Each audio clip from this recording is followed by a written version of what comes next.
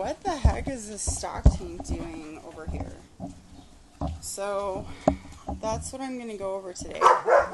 And it's encased in like has a gazebo thing. I don't know if we can get up there. See, there's paw print or ball prints up there. I need to wash those off. Okay. So the next thing on the list for me to do is my doggies need somewhere to go and have fun, and I do too. And one of them has an attitude right now. Hey, Bubba! Were you telling everybody who's boss or what? Mr. Neshobi's loudmouth?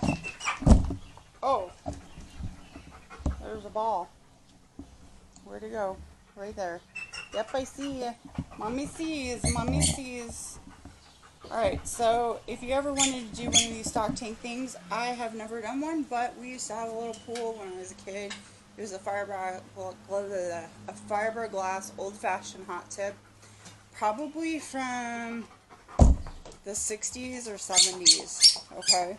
But it worked really well, and I watched my caregiver do their thing with it. It's probably going to rain on us, but we're under this thing, so hopefully it holds up. So, you're going to also ask why I have the vacuum out over here. See the vacuum? Let's see, it's right there. By the way, if you ever want to buy the best vacuum in the world, get a Dyson. That's a Dyson Animal. I've had that since 2009 or 8. And I got it for real cheap because they're about ready to be discontinued, I think. Or something happened, I don't know. But it's an old one and I get it serviced every once in a while. It's the best vacuum in the world. And I don't have a shop vac, so I just vacuum this whole entire thing with that. And it looks awesome. There is some dirt over here in the corner, if you see right there. What I am going to do... Neshoba! There's some dirt over here in the corner. What I am going to do is get my bucket of washing stuff and I'm going to wash this whole thing out. And then we're going to coat this thing because this thing has to be siliconed and make sure that it's watertight. It is meant for animals, but it's only meant to hold up for a certain amount of time because it is only about $300, $400, somewhere around there for the whole thing. If you wanted to know, it is an R62, and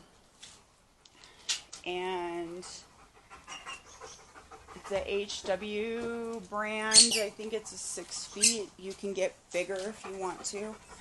I tried to get the big one, but they didn't have any big ones. This is the only one they had. So it is the 6 one. And it fits just fine.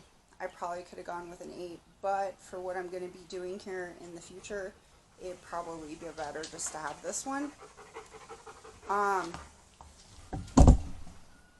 So let me go get my batteries real fast so I have my access to my batteries, and let's get started. So hang on to your pants. Here we go.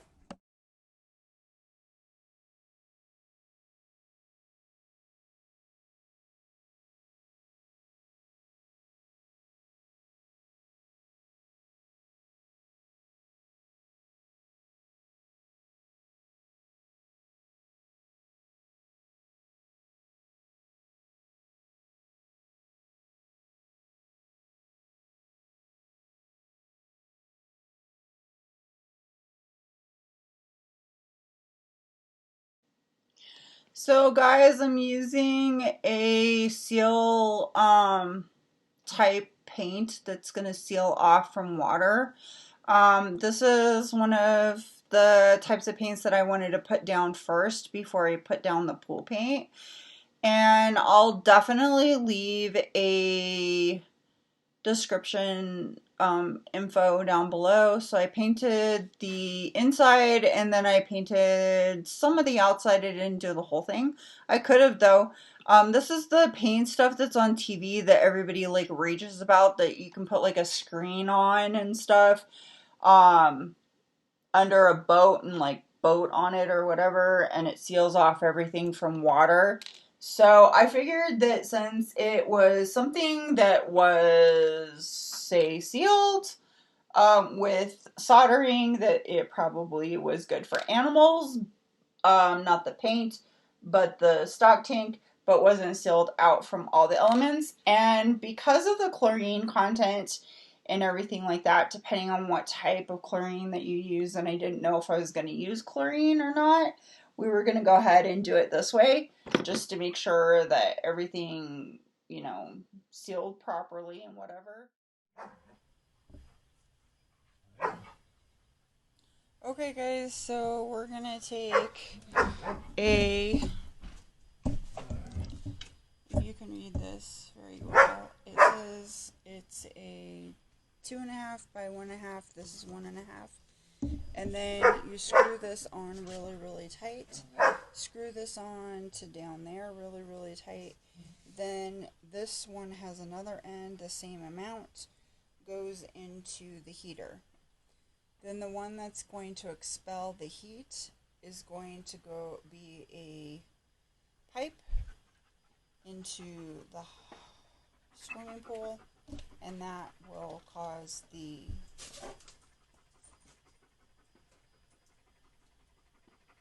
that will be better, actually.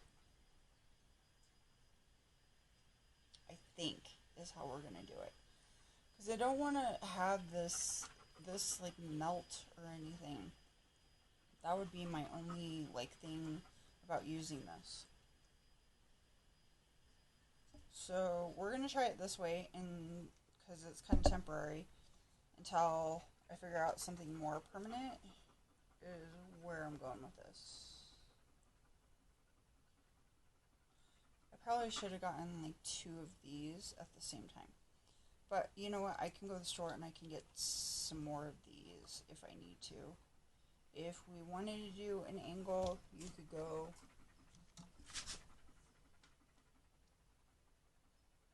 angle up, and then you'd have to make a T going over, or have a T right angle going the other way. So that's how you do it. Kai, what are you eating? What are you eating?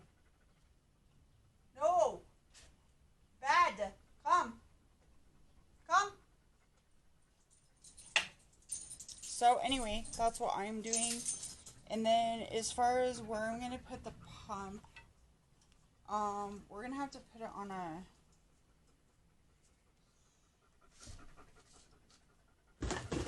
a wood piece, I think.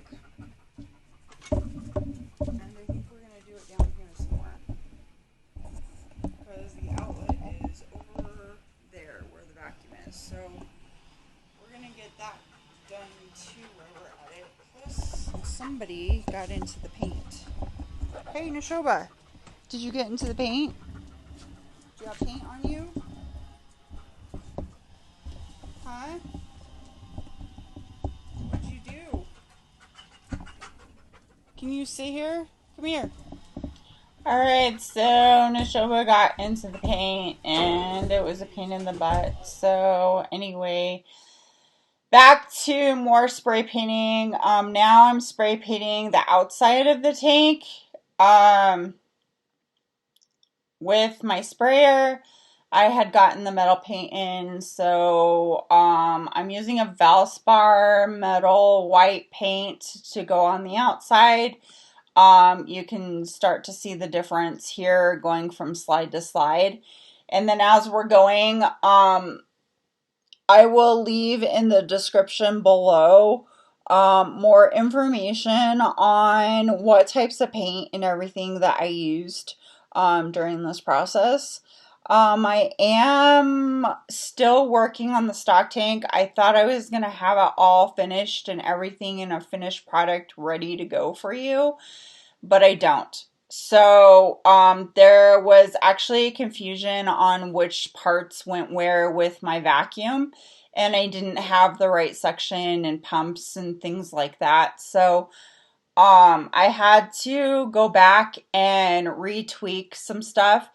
It's not the pump that's the problem, it's the outgoing part of the stock tank. So I'm sorry, guys, you have to sit through a part two of the stock tank, and it takes a long time for the paint and everything to dry. So I wanted to get some sort of a video out for you. So this weekend I am planning on working on drilling holes and everything else into the stock tank and actually having something put together for you so you can see how it works and everything else and what I used. I did everything different than, most of the other channels. I wanted a heater or a hot tub, and I want it to be able to use it all year round. So I don't know, maybe this might end up being a three-parter after all. Who knows? And then maybe I'll do a shorty, like a short one to show you like some other things. I don't know. Maybe you guys want a long one too. I don't know. That actually has every single piece by piece, thing that I did. I don't know. There's still decorations and things like that we have to do in the pool area. So kind of stay tuned as we go along. I'm kind of at the point where I don't have enough money to continue on with the rest of the stuff that I have. So I'm still waiting for that to come through before I start doing some more stuff on the hot tub. So we'll kind of just get it all hooked up and ready to go and kind of leave it the way it is probably until maybe you'll have a big surprise or something. I don't know. But for now, that's how the stock tank's gonna look. I'm really excited for it. I'm really interested in using it for my fibromyalgia, maybe a dip in the pool right before I start to go exercise. I don't know. Maybe we can exercise in there. I don't know. But anyway, leave a comment below and tell me how you guys feel about the stock tank so far. I don't know. Maybe I'm going into too much detail on it. I don't know. But anyway, thanks for watching Food Aspire Home and Garden, and we'll see you next time on this stock tank hot tub creation that we're doing.